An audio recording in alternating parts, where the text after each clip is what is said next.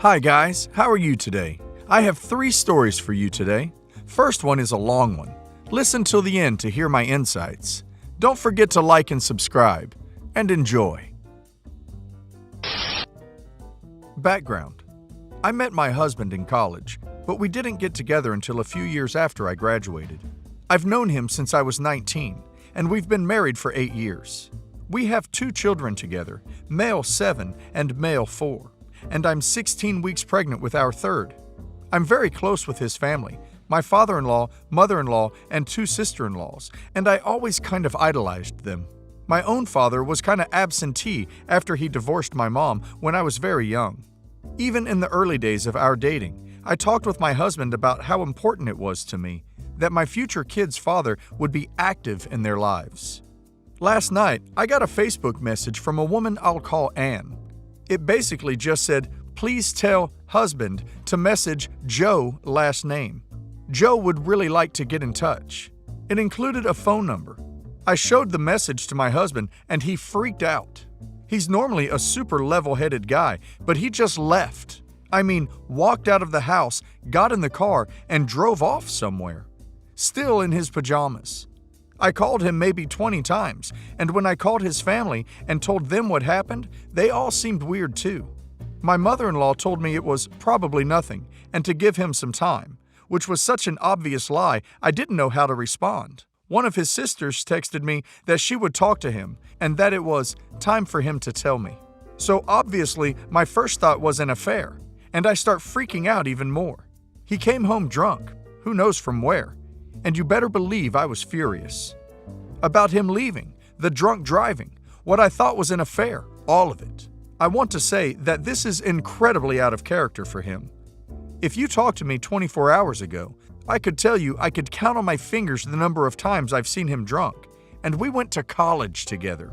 Definitely, he's never done anything even close to this since we've had kids. Anyways, I confronted him, and he broke down sobbing on the couch. He explained to me, when he was 16, he had a one-night stand with a classmate, and she got pregnant. He told her to have an abortion, and when she said no, he said he didn't want to be involved at all, and he didn't. This kid is 19, so for about 20 years, he just pretended it didn't happen, pretended he didn't have a son. No visitations, no child support, nothing. He did not tell me all these details. His younger sister told me some more details once I called her back. He said things in this conversation that truly shocked me. I always thought he was a feminist, but he said the most horrible things about this girl he was in high school with. That she was trying to trap him. That it was on her to use protection or keep her legs closed. Stuff like that. He said that he didn't doubt that the kid was his, but that he doesn't have an obligation to do anything.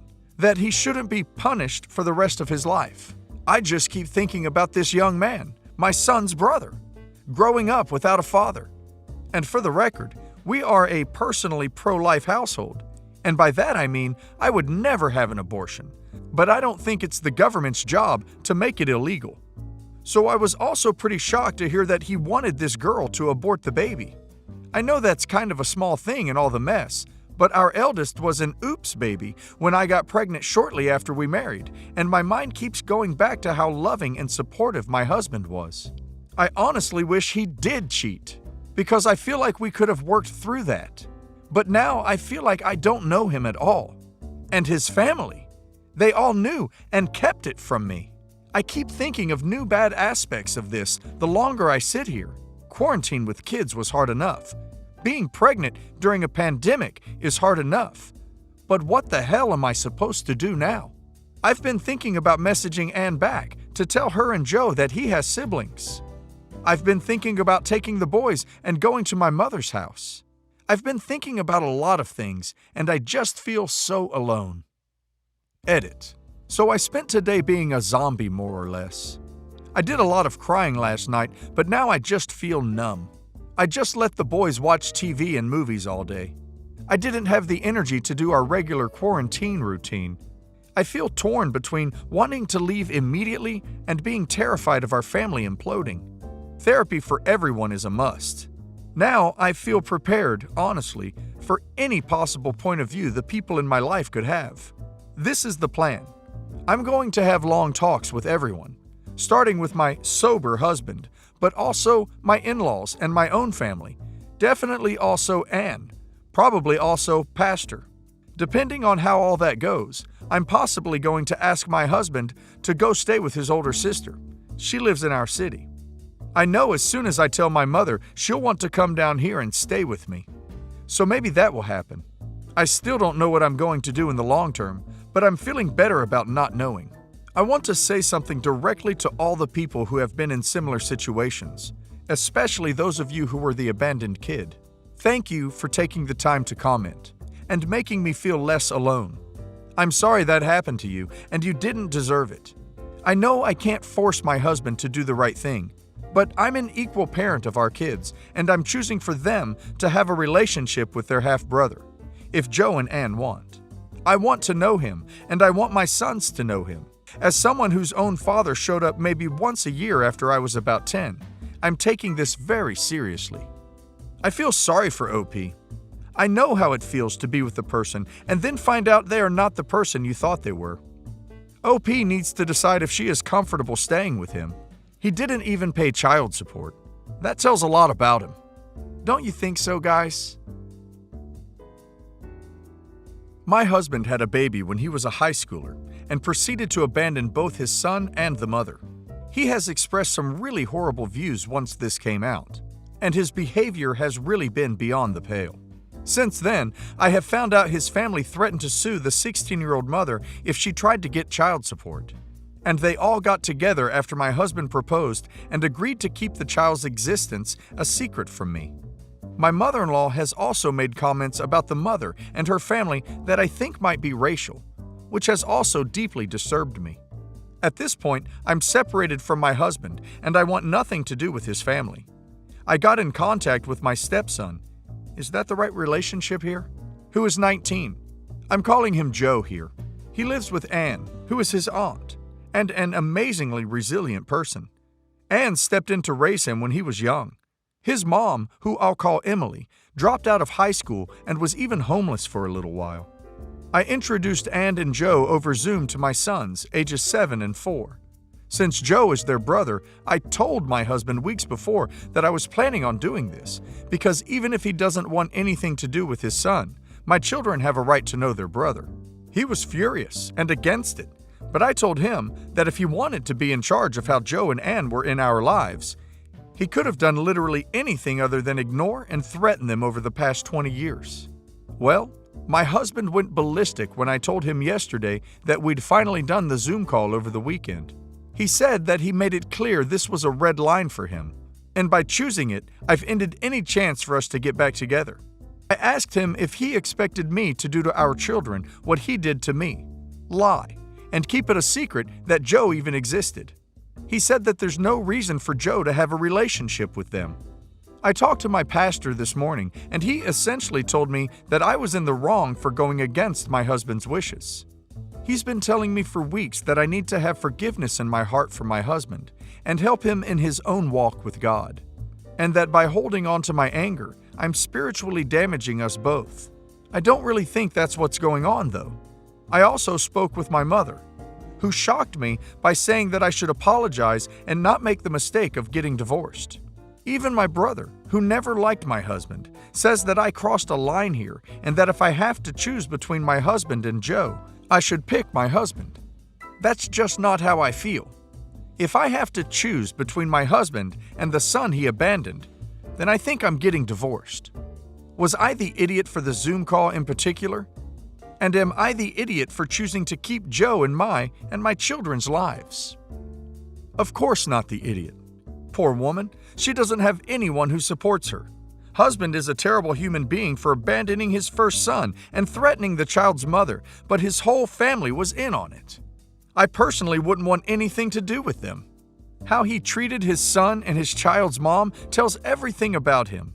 Also, OP is right to think about her stepson and introduce the kids. They all have something they can bond over after all.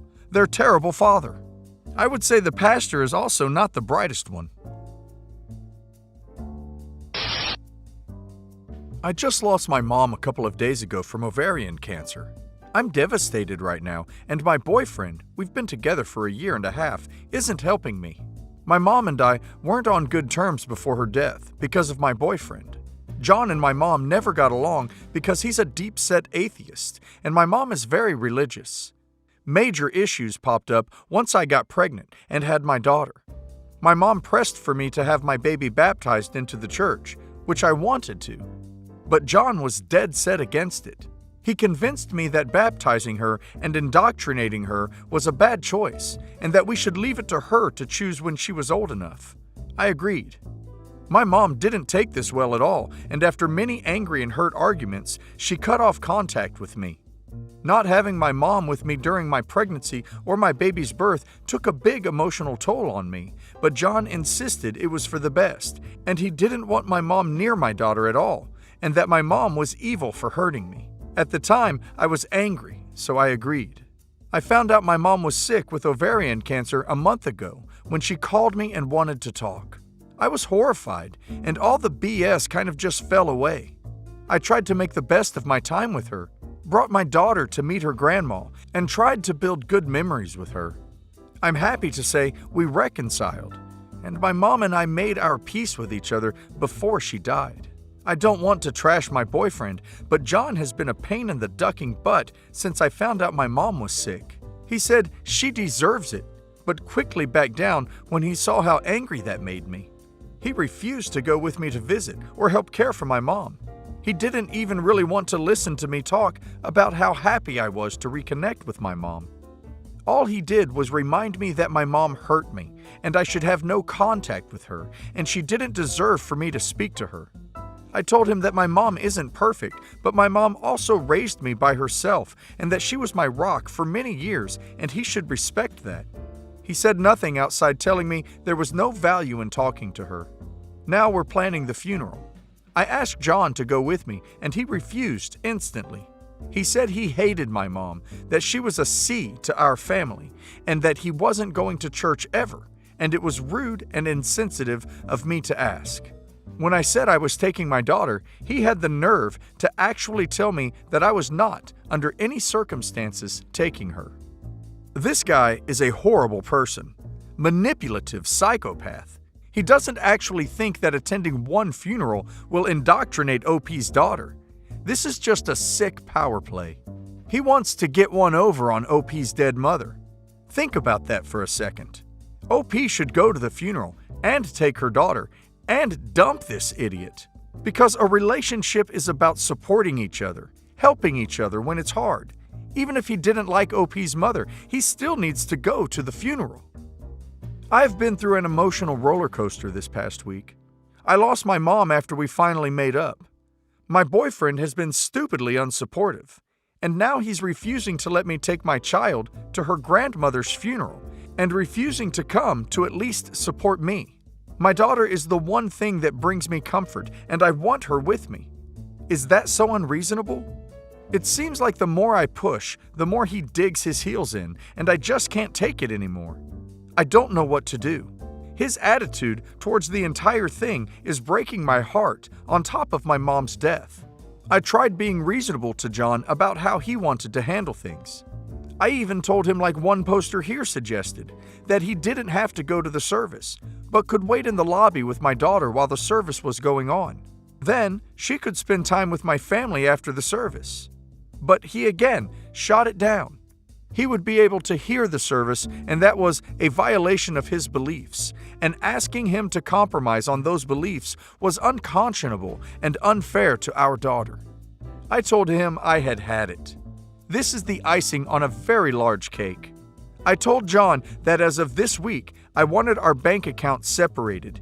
He made us join accounts to make sure we split everything equally, to be fair, despite me making more.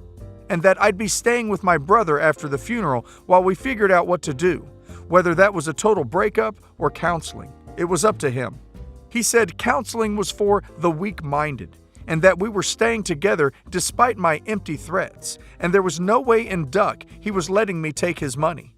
He became very loud and in my face during this conversation, so I just let him throw his tantrum until he took my silence as agreement.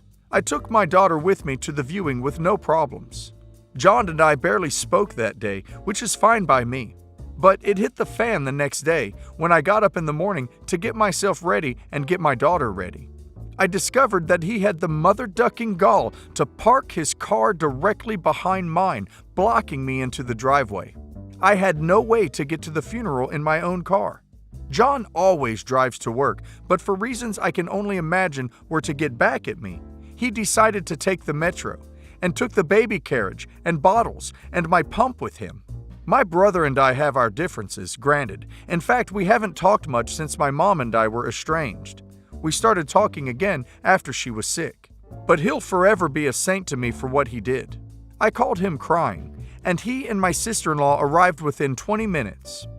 Sister-in-law calmed me down and helped me get my daughter ready, and they brought along spare bottles, a carrier, and a breast pump. Thanks to them, I was able to go to my mom's funeral in comfort, and my daughter was an angel during the service. They calmed me down and everything went perfectly. And even though I was a mess most of the day, having my daughter with me, and my sister-in-law, and even my brother with me to lean on gave me peace on the inside. I've made up my mind not to tolerate John's insane and controlling behavior anymore. He had a litany of excuses for doing what he did. He even tried to claim his car had problems. And I don't want to hear any of them. I never wanted to be a single mom. I always wanted to raise my baby within a family. But I've decided that going alone is much better than doing it with this man, who thought nothing of trying to kick me while I was down. My brother's arranged for me to talk to a friend of his that specializes in family law this week, and we're taking it from there. I still feel so guilty for what happened with my mom. I miss her so much. I hope from here on out I can make her proud of me, despite my mistakes. Oh my God! Taking the breast pump and baby carrier on a train with him? This man is crazy. I am glad OP decided to leave him finally. At least she reconciled with her mother at the end. Otherwise, she would be feeling guilty till the end of her life.